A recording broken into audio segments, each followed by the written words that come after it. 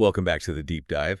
Today, we're going to transport ourselves into a specific room. It's a room that pretty much every single person listening hopes they never have to enter, but statistically, many of us inevitably will. It is a place defined by, high stakes, constant noise, those beeping monitors that just never seem to stop, and usually a heavy cloud of uncertainty. We're talking about the intensive care unit, the ICU. Hmm. And usually when we talk about the ICU, the conversation's all about the technology, right? The ventilators, the dialysis machines, all the miracle drugs. Right.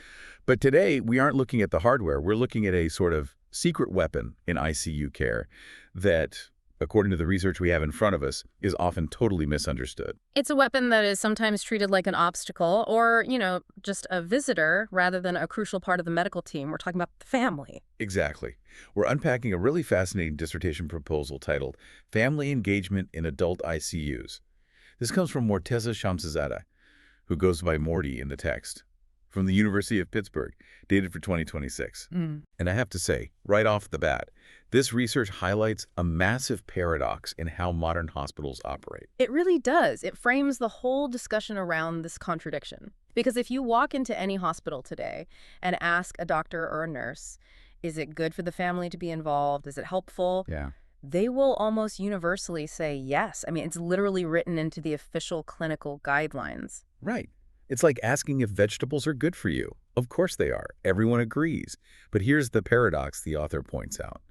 While everyone agrees family engagement is good, hospitals don't actually have a consistent scientific way to measure it. That is the core conflict. It's like saying we want everyone to be healthy, but we never check anyone's blood pressure or weigh them. We just vibe it. Right, we just feel it out. The proposal points out that currently we're often measuring satisfaction. We ask questions like, did you like the waiting room? Was the coffee hot? Were the nurses polite? Which, don't get me wrong, that matters. I want good coffee if I'm sleeping in a chair for 3 days. But that's not the same thing as measuring engagement, is it?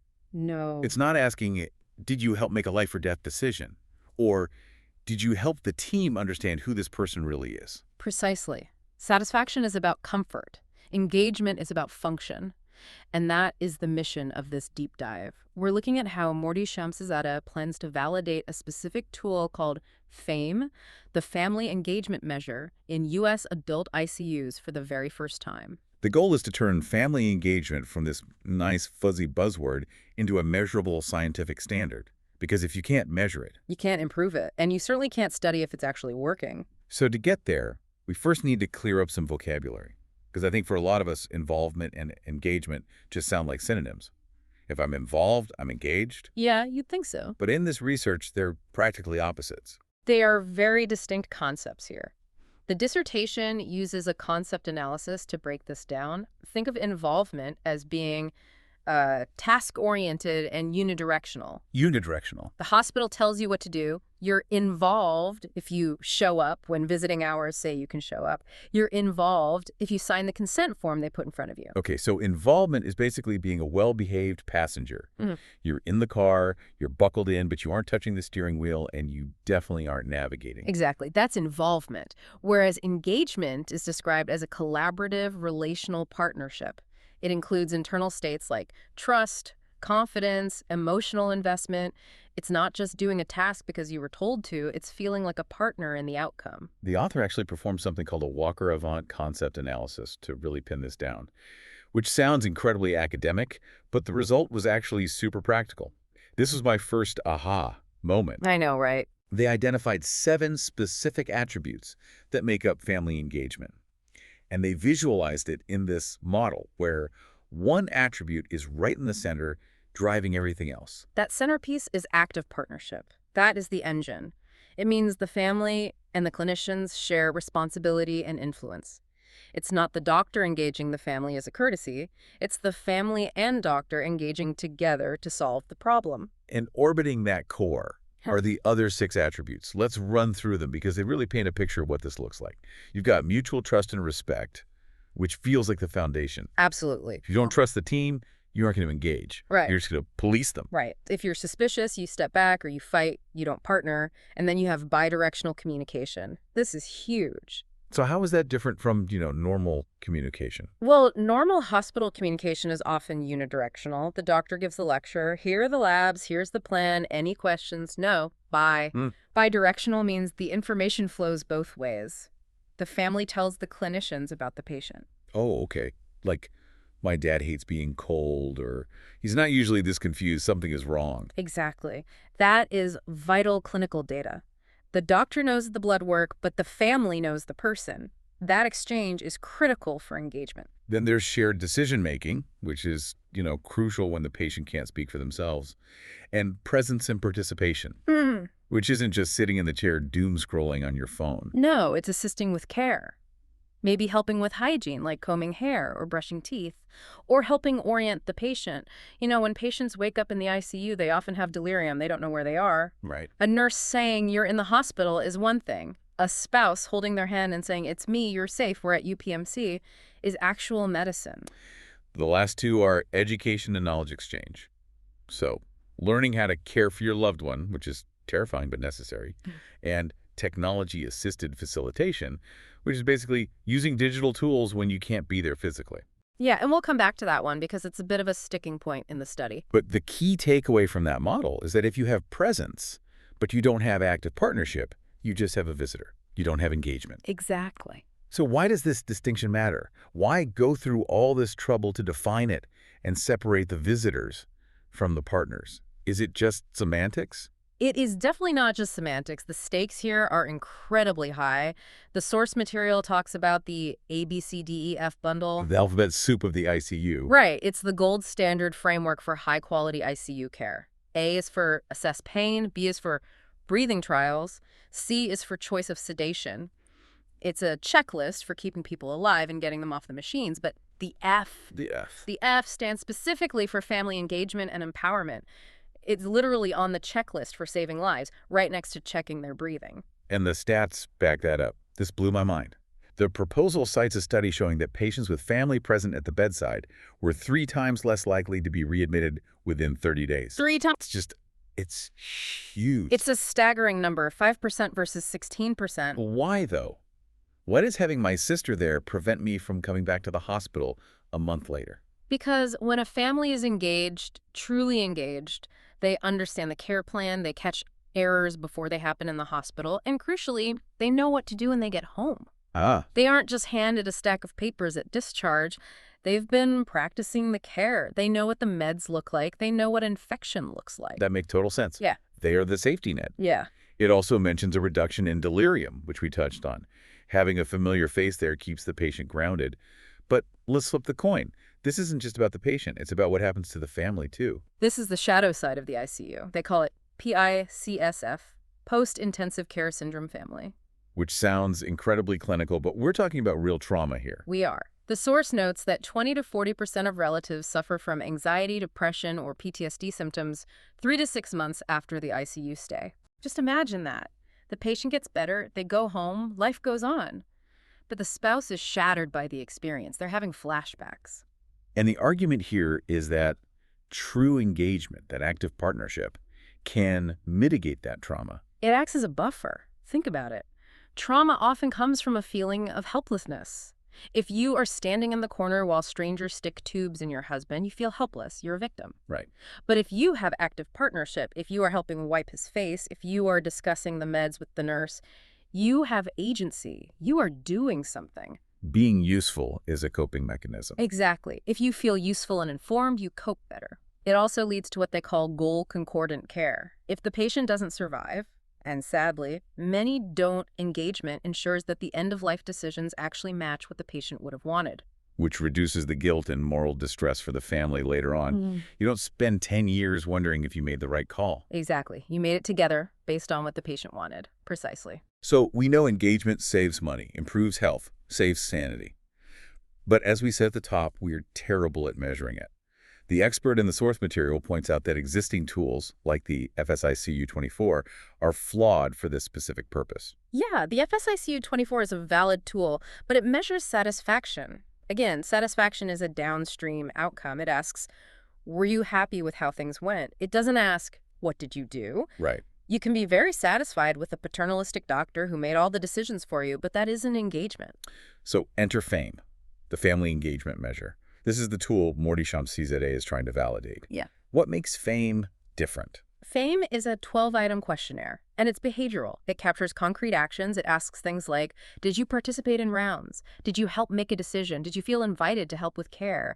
It was developed in Canada and has shown promise there. But, and there's always a but, in research, we can't just drag and drop a Canadian tool into a U.S. hospital and assume it works. No, absolutely not. The Canadian context is fundamentally different. How so? I mean, an ICU is an ICU, right? The medicine is the same, but the people are under different pressures. Canada has a different healthcare financing structure. In the U.S., a family member might be sitting in that chair worrying about the patient, but also worrying about bankruptcy. Oh, yeah. They might be terrified that the next test costs $5,000. That changes the dynamic of trust and partnership. That's a really good point. If I think the hospital's trying to bankrupt me, I'm probably not going to feel like an active partner. Exactly. Plus, there are different social support systems and even different sociocultural norms about what a family member is allowed to do in a hospital. So we need to test if the questions in FAME even make sense to an American audience.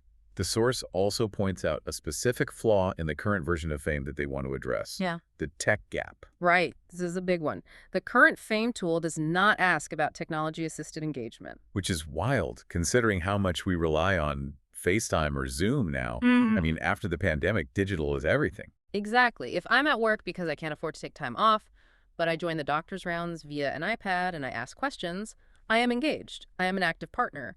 But the current tool might score me as absent just because I wasn't physically in the room. So part of this dissertation is identifying those gaps. Let's get into the nitty-gritty of how they're going to figure this out. The study design. They're setting up shop in Pittsburgh, a UPMC. And this is a smart setup. They aren't just using the big fancy academic hospital. They're using 5 diverse hospitals: Presbyterian, Shadyside, St. Margaret, Mercy, Passavant. So they get a mix of academic and community hospital. Right, a mix. Because engagement might look very different in a massive trauma center versus a smaller community ICU. In a smaller hospital, the nurses might know the family from the community. A massive trauma center is more anonymous. The tool needs to work in both places. So let's look at the plan. Aim 1 is the survey. They're recruiting 150 to 200 family members. And the requirement is that their loved one has to have been in the ICU for at least 24 hours. They need that time to actually experience the environment and have a chance to engage. Okay. This part is quantitative. They're testing internal consistency using Cronbach's alpha. Okay, let's unpack Cronbach's alpha for a second. It sounds like a character from a space opera. It does, but it's just a statistical tool. Think of it as a way of asking, do these questions hang together?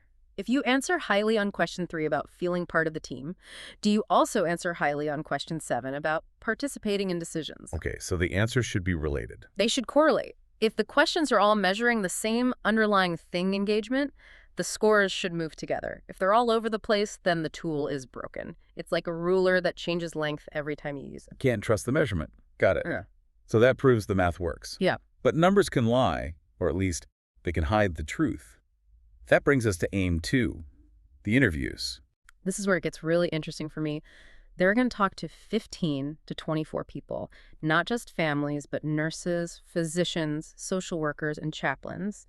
And they're using a method called Think Aloud Item Appraisal. I love this method. It's so simple, but so revealing. Explain how it works. It's literally what it sounds like. You hand someone the survey question and say, read this and tell me out loud what you are thinking as you read it. So instead of just circling 5 out of 5, they narrate their brain. Exactly. You might find out that when the survey asks, did you participate in care, the doctor thinks that means, did they adjust the ventilator? Which they obviously shouldn't do. Right. But the wife thinks, I combed his hair and put lotion on his hands. And if they have those different definitions, the survey is useless. Because it's measuring 2 different things. Exactly. That tests face validity. Does it look like it measures what it's supposed to measure to the people actually using it? If the wording is confusing or uses medical jargon, the Think Aloud process catches it. And then aim 3 is just smashing those 2 things together, using the interview data to explain why the survey numbers look the way they do. Right. If question 5 has weird scores, the interviews might reveal that the wording was off, or maybe it asked about a behavior that simply isn't allowed in that specific hospital. Speaking of things that are allowed or not allowed, the source material highlights how much the culture has shifted. We've gone from visiting hours are 2 to 4 p.m., no exceptions, to partners. It's a massive shift. The source notes that 95% of North American cardiac ICUs now allow flexible visitation. The visitor tag is disappearing. We're moving toward open doors. Lied. And this is the nuance I appreciate in this proposal. It acknowledges that this shift isn't free. There are burdens. It's not just sunshine and rainbows when you open the doors 247. No, it's not. There is a stat here that open visitation policies can lead to staff burnout.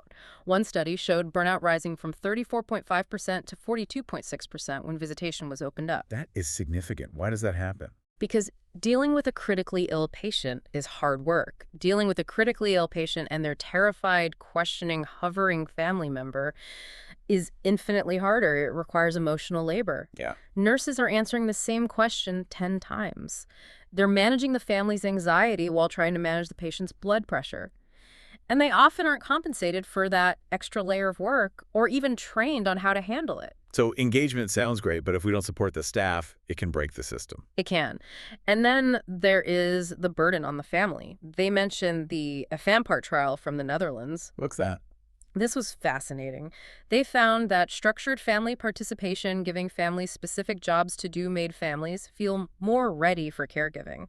47% felt ready versus 22% in the control group. So they felt more competent. They felt competent, but it didn't reduce their immediate anxiety. So they were still stressed out of their minds. Yes, but they were stressed and competent, which is still a win. Competence prevents readmission. You can be anxious but still know how to clean a wound or manage meds. Anxiety is an emotional state. Competence is a functional state. The ICU needs the competence. The study also touches on the real-world barriers. We can talk about engagement all day, but if you have to work 2 jobs to pay the mortgage, you can't sit at the bedside at 2 p.m. on a Tuesday. This is crucial. Socioeconomic status is a major filter. The FAME tool needs to account for that. If a family scores low on engagement, is it because they don't care? Or is it because they can't be there? Or because they don't have a car or childcare. Precisely. Those are two very different things. If the tool just counts not being there as low engagement without context, it's biased against lower income families. So the tool needs to be smart enough to tell the difference. Right. Between I don't want to help and I can't be there. That brings us back to the tech gap. If I can't be there because of work, but I'm texting the nurse, am I engaged? Under the current metrics, maybe not. But in reality, absolutely. You are maintaining that bidirectional communication. You are showing active partnership. So, stepping back, what does this all mean for us? This dissertation isn't just about checking a box. It is essentially trying to build a thermometer. That's the perfect analogy. Right now, we're trying to treat family disengagement without a thermometer to see how bad the fever is. We're guessing. This study is the first step towards standardizing that thermometer for the U.S. healthcare system. And if we can measure it, we can improve it. Exactly. If we validate FAME, we can start running real trials. We can ask, does having an iPad in the room improve the FAME score? Does having a social worker meet the family on day 1 improve the FAME score? And if we improve the score, we can arguably stop PICS before it starts. We can ensure that patients get care that aligns with their values. It connects back to that active partnership model. It moves the family from being a passive audience member, watching a tragedy unfold, to being a player on the field. And that is better for everyone, the patient, the family, and arguably the hospital system itself, despite the burnout risks. It's a culture change. And culture changes are hard. But having a tool to measure progress makes it a lot easier. Before we go, I want to leave listeners with a thought that struck me while reading the section on technology. The source mentions that FAME doesn't currently capture virtual participation, and they want to fix that. Right. That's a key update. As technology evolves, will being there for a sick loved one mean being in the room, or will it mean being on an iPad?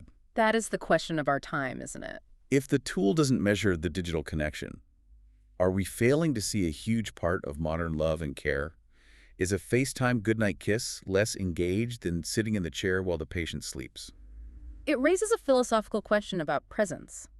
Is presence physical proximity, or is it attention? I think we're finding out it's the latter. You can be in the room and be on your phone, ignoring the patient. That's presence without attention. Or you can be 500 miles away on a screen, deeply focused on your loved one. That's attention without proximity. I think the latter is real engagement. Something to think about. And for you listening, if you ever find yourself in that ICU family chair, whether you're there physically or digitally, ask yourself, are you a visitor or are you a partner? That's the goal. Be a partner. Thanks for listening to The Deep Dives. We'll catch you next time. Take care.